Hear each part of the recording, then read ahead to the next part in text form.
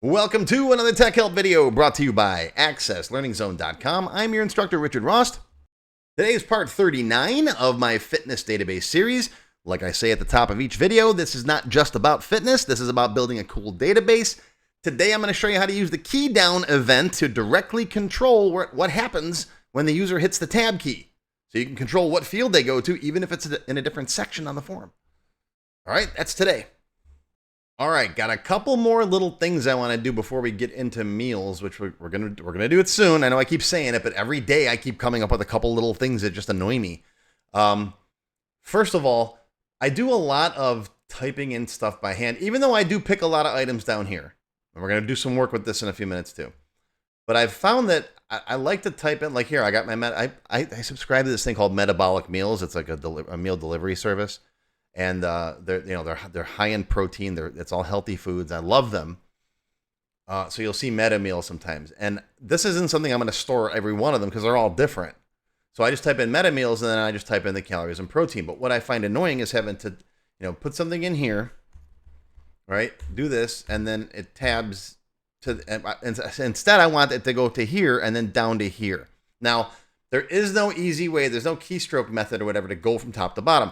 You can attach an @ thingy to that label down here, right? This calories, for example, we can attach an Alt-C to that. And that's one way we can get around this, right? So if I'm up here now and I type in this, I can go Alt-C. That's one way to do it, but then there's no way to get back up top. You can't go Alt-F and attach this to food because watch what happens. If you try... See, this is a detached label. It's by itself. If you try saying, okay, that's the label for this one, which you can do under, is it other? Yeah, label name right here. So if you look at this guy, its label name is label 6. I don't usually bother naming the labels unless I'm going to do something with them, like change the color or something like that. But this guy is the food description label. Okay, let's copy that. Click on this guy and put that in there as the label name, and watch what happens when I hit tab. It disappeared. Why did it disappear? Well, Access attached it to this and it dropped it into here. It's got to be in the same section. That is another one of my Access pet peeves. Sammy, if you're still keeping the list, put it on the list. I'm going to undo that. Okay. You could make a little hidden label. Like you could take, let's take this guy. We don't need this one anymore. We're going to do something else. Let's take this guy. Let's cut this out, put it up here. All right. And now you get this warning here that says unassociated label with keyboard shortcut. That means you can't, the label's not going to take you anywhere because the label shortcut takes you to the text box it's associated with. So let's just make this food because we're going to hide it. Watch this. Then we're going to say, okay, your name is food item label. Let's change this to just food label. And we're going to associate that with this text box. So here, the label name will be food label, like that. Now they're associated. Okay. And then I'm going to take this guy now, and I'm going to go format visible and set that to not visible. And then we're going to slide it up behind that guy. And then we'll do this, right? And then we'll save it, close it, open it. Now if I hit Alt-F, it pops right there. You see, I could be down here and I can go Alt-F, burp, and it puts you up top. So it's the hidden label trick. But it sucks because you can't put the little underscore under that food to indicate to the user that that trick exists. There's pros and cons either way. But in any case, I'm not going to rely on that. What I want to do is I want to manually change the tabbing with a little bit of VBA code so that when I tab past the quantity... Oh, why is it going back? I got to fix my tab order. When I tab past quantity, it then comes down here. And then when I tab past the end of that, it comes back up here to the next new item. That'd be pretty cool, right?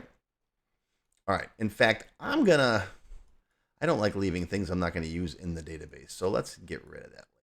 In fact, let's put you back down here where we had you initially. See how that cut and paste? Oh, it's not working. Cut, paste. And then we'll take you and we'll cut it and paste it on it. See, it's not. Ooh.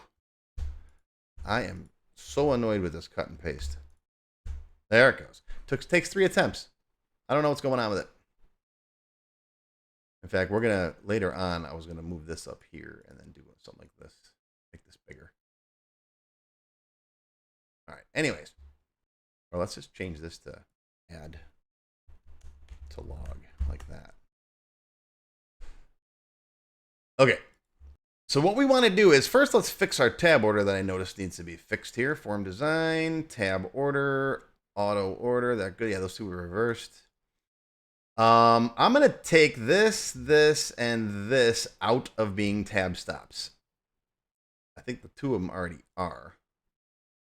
Tab stops for all three of those is no.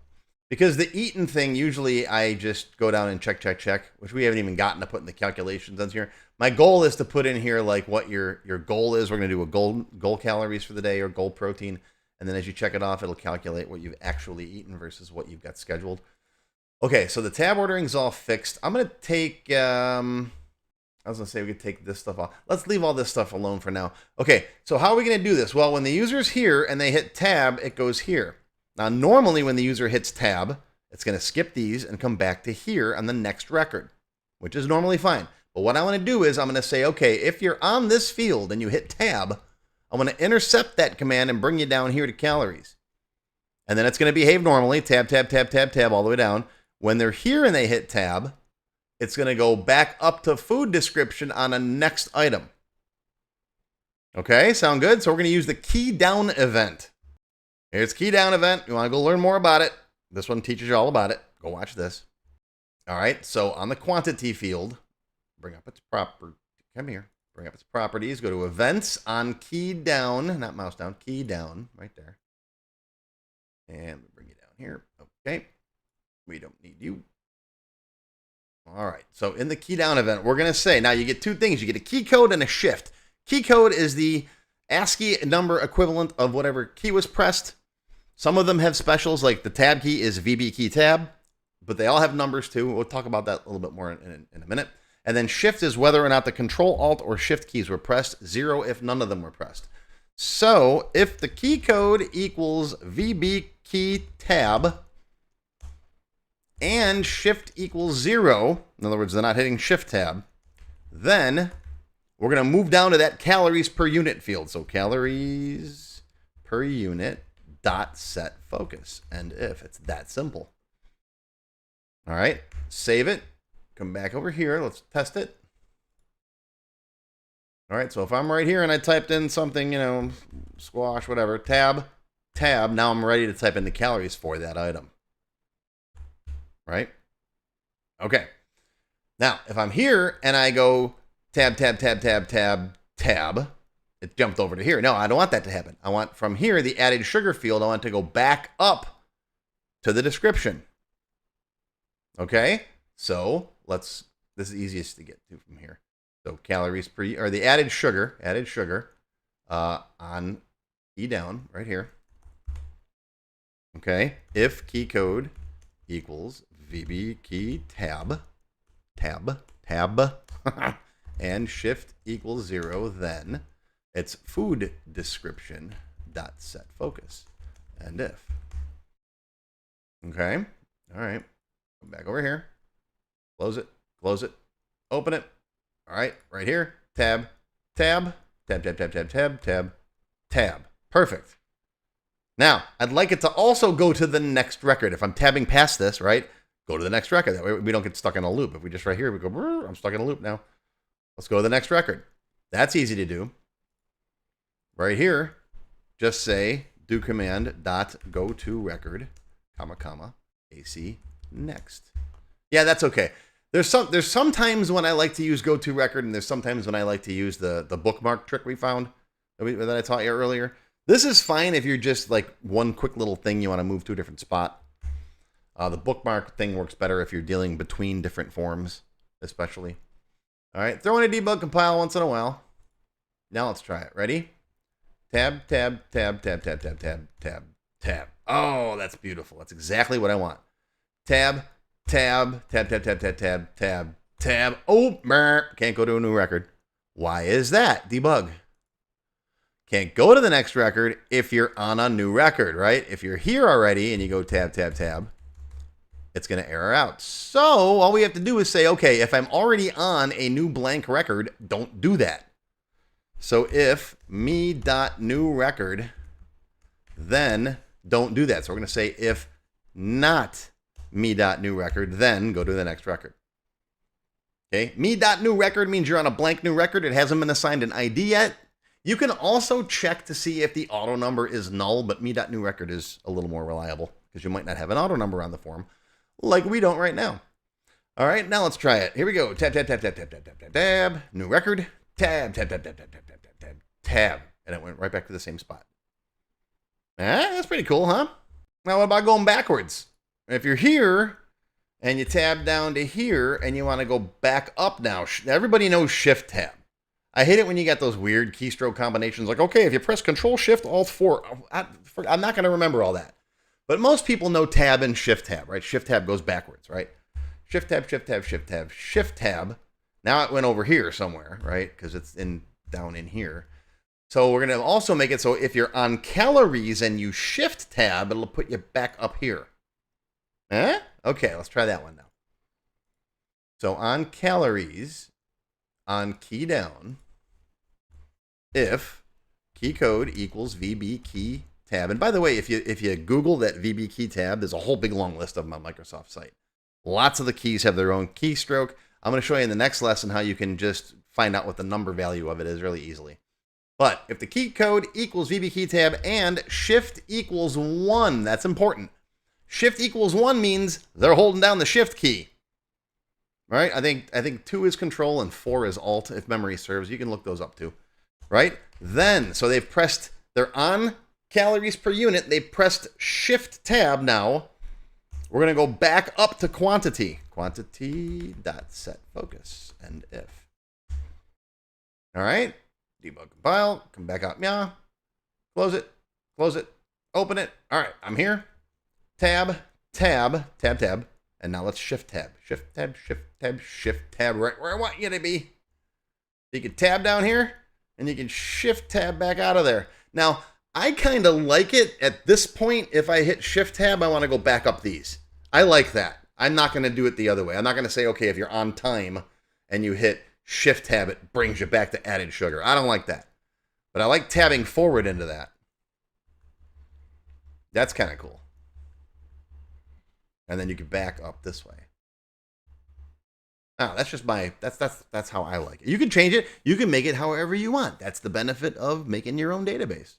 And if you don't like it, post a comment down below and we'll argue about it.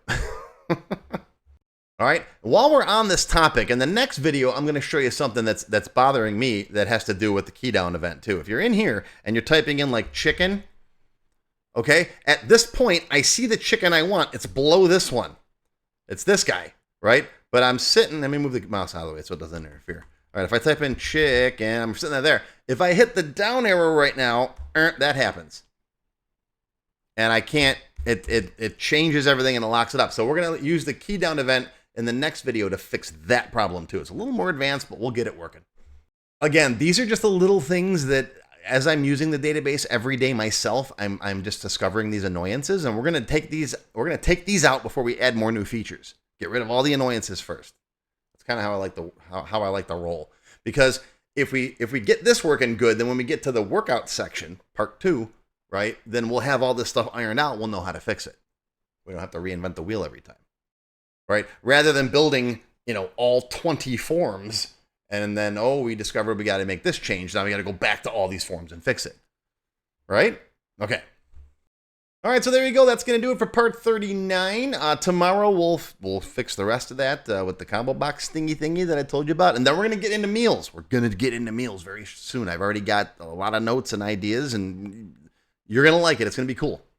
But that is going to do it for your tech help video for today. Hope you learned something. Live long and prosper, my friends. I'll see you next time.